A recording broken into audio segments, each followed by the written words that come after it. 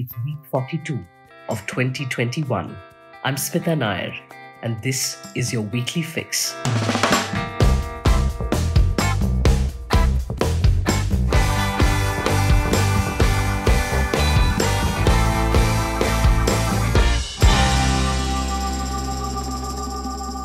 Zydus Cadilla's vaccine Zycov-D has been given emergency use authorization for the 12 to 18 age group. Bharat Biotech's Covaxin for the 2 to 17 age group has been recommended for approval by the Subject Expert Committee and will likely be cleared by the Drugs Controller General of India. Two other vaccines, Covovax and Corbevax, are undergoing clinical trials in children. So, should you be queuing up to book that appointment to get your child vaccinated? The preeminent voice in India on virology and immunization, Dr. Gagandeep Kang, will join us in a moment to help us answer that question.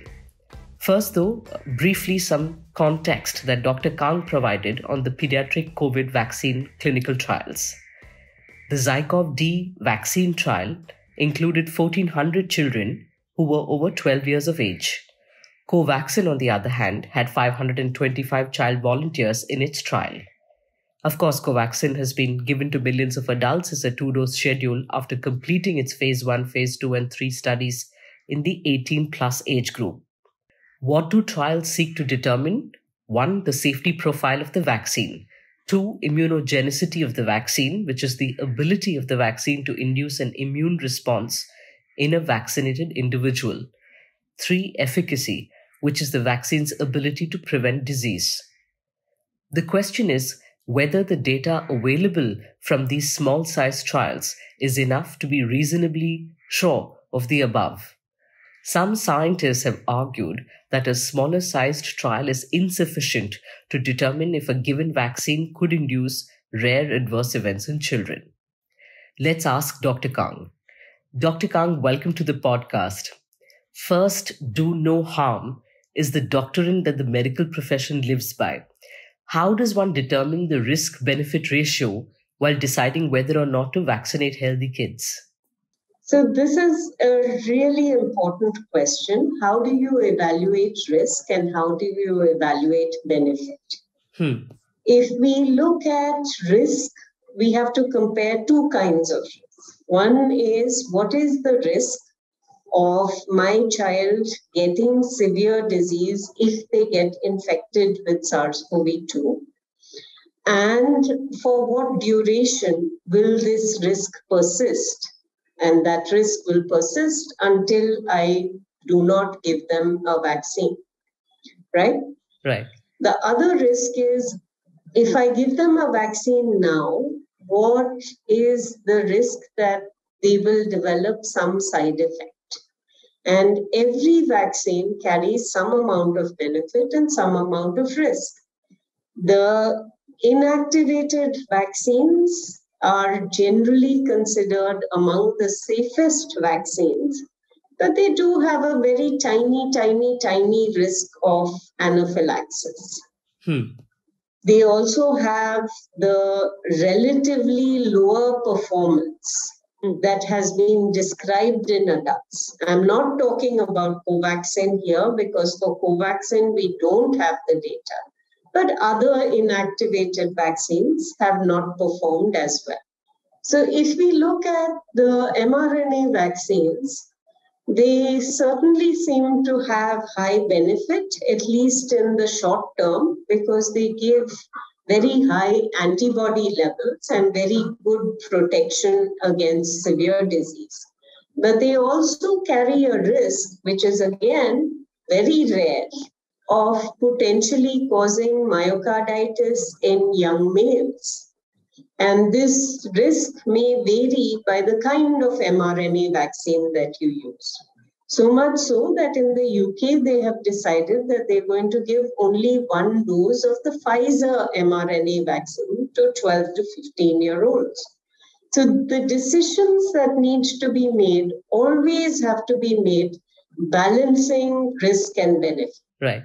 In India, the situation we are in today is we have 2 approved vaccines. Are they the best vaccines?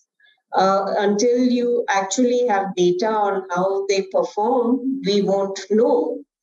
But what is the risk of delaying vaccination? If we say we want to wait for more evidence, then how long should we wait? For what kind of evidence? These are also things we need to consider before we make any decisions. The last thing that we want to do is to deny children protection.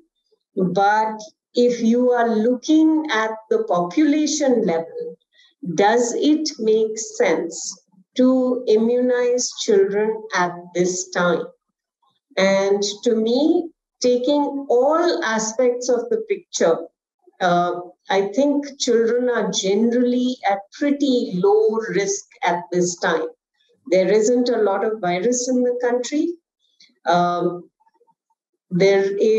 We know that if children get infected, their risk of severe disease is low.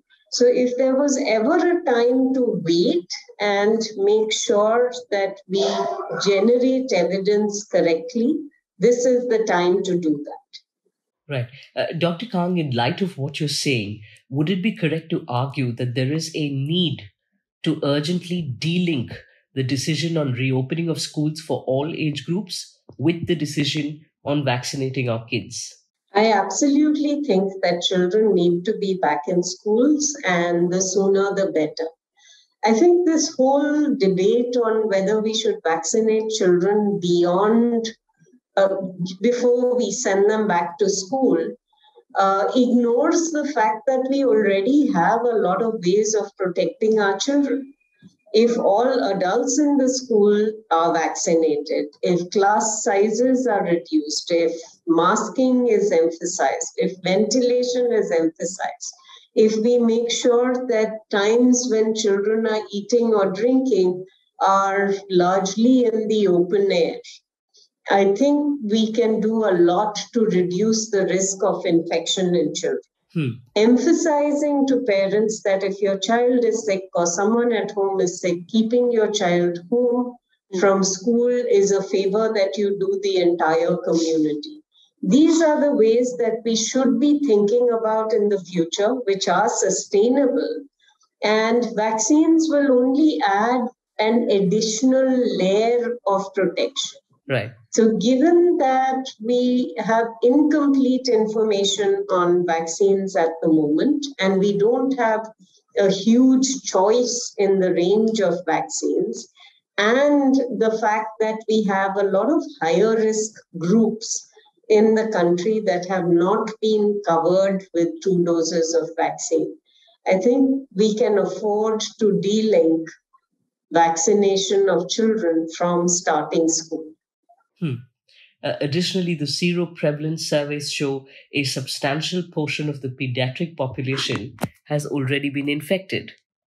Well, the sero survey that the ICMR did indicated that 60% of the children that they evaluated had already been infected.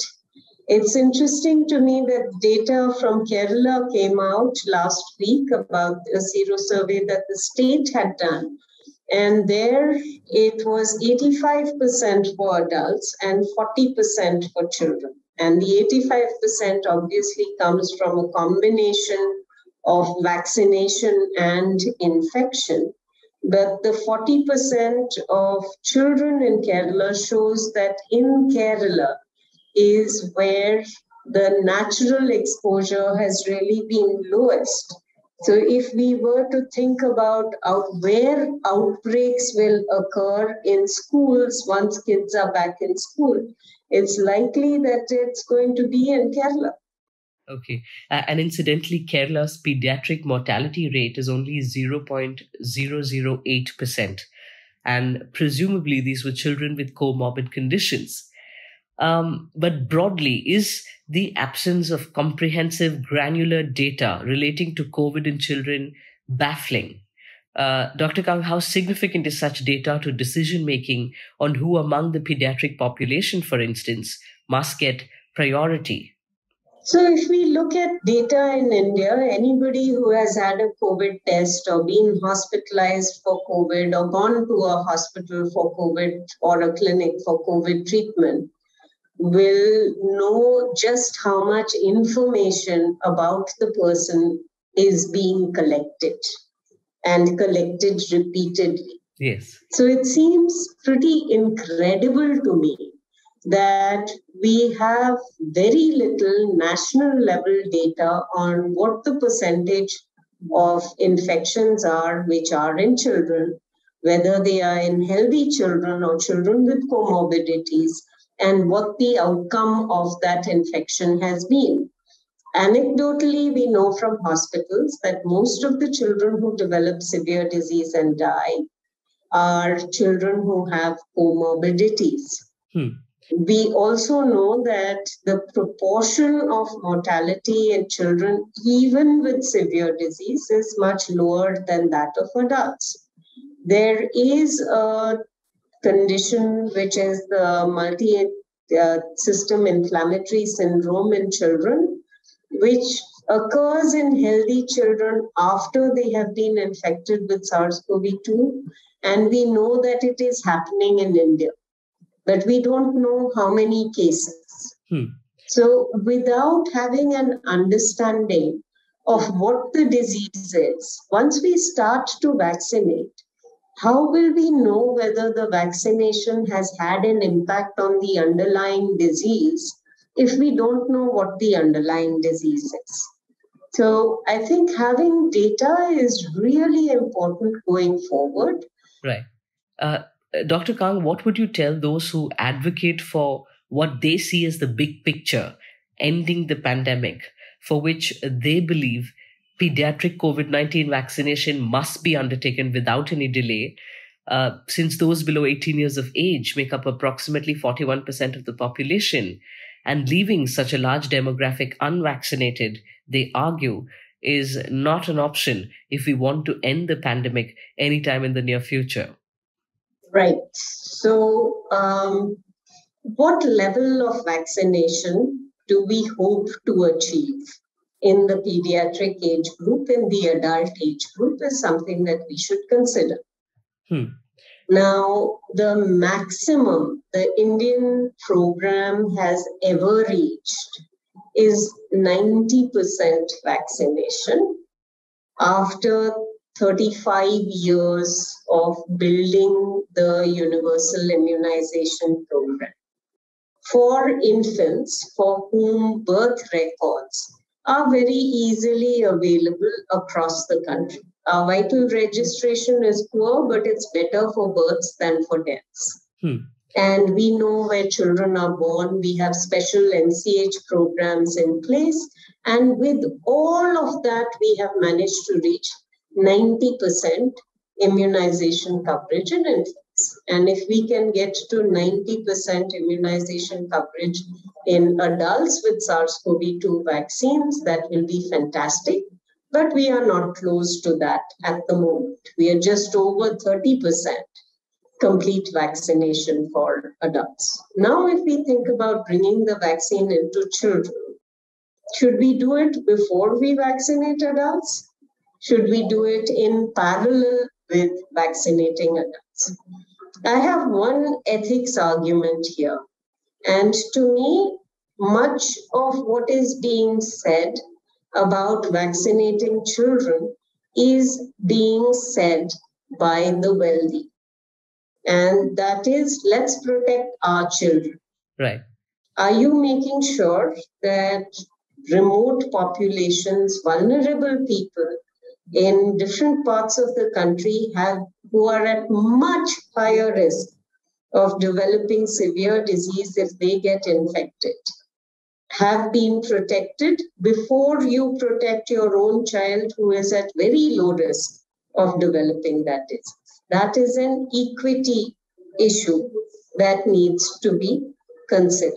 And I'm not hearing any arguments that relate to that. The second question, as I pointed out, is should we be vaccinating our children? with 60% seropositivity in June and July, we are already in a situation that is comparable to the adult immunization program. And presumably, much of this was acquired by asymptomatic infection. So, is there a problem with waiting?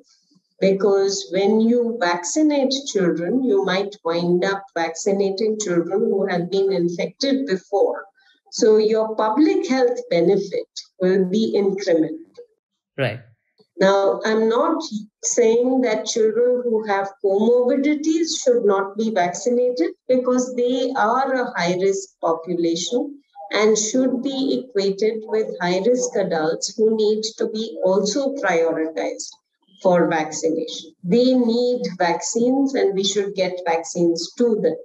The question I have is, the government is not allowing us at the moment to bring in vaccines that we know produce the highest immune responses, mRNA vaccines.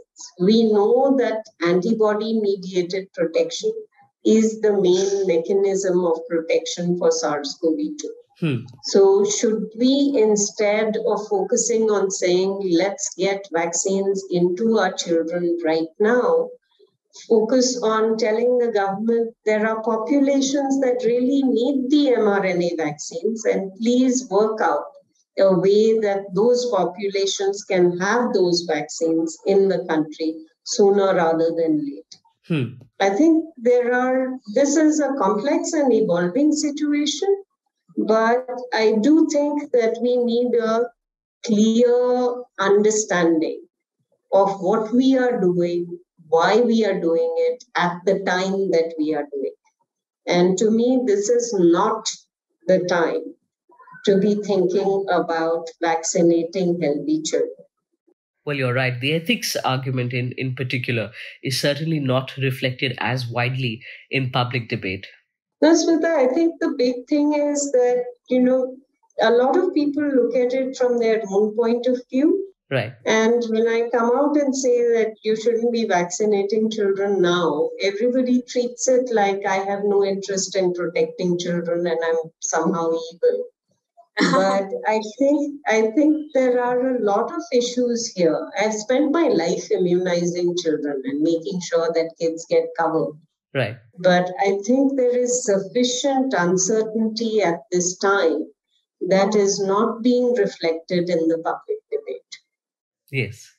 On that note, Dr. Kang, I want to thank you for your time and your clear articulation of what needs to go into the process of decision-making on pediatric vaccination. It is a subject we will revisit in the near future. Okay. Thank you. Thank you. Thanks also to our listeners. I'll be back next Friday. Have a good weekend.